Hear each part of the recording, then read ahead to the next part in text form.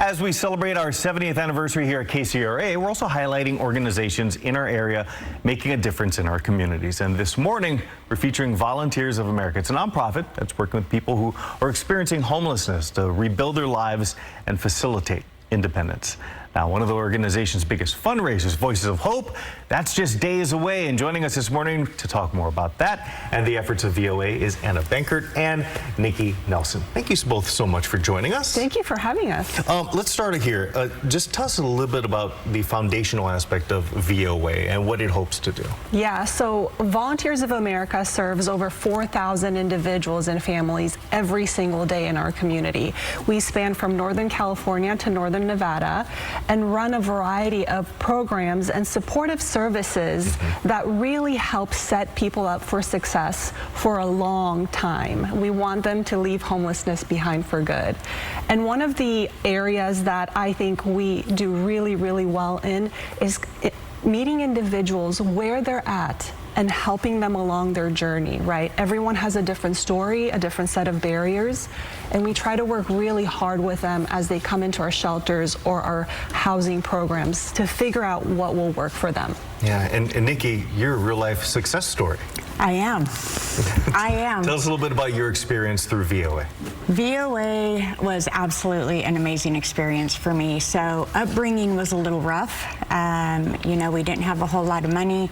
I had parents who were suffering and battling their own demons, and so the dysfunction became very normal for me. And so as I grew older, I mimicked. I dove into an addiction myself, methamphetamine, marijuana. I brought two beautiful daughters into this world and unfortunately gave them both away for the addiction. I was in and out of jail. And then at the end, I was homeless in my car with my daughter. And one of the most pivotal moments, I think it was Thanksgiving, and my daughter looked at me, and she was probably 4, and she said, "Mommy, I'm hungry." And I had nothing to give her, nothing.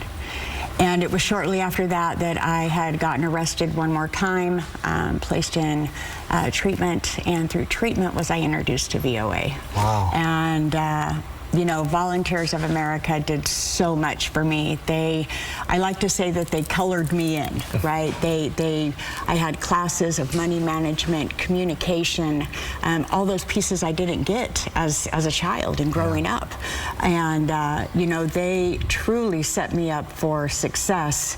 I have 23 years in recovery today, and VOA really provided an environment for me to feel not only supported, but like what the sense of community really felt like. Absolutely. And it was all because of their staff, their caring, and their great services. And I got to imagine that's one of the reasons that you folks are going to be featuring her at the Voices of Hope. And tell us a little bit about just that event.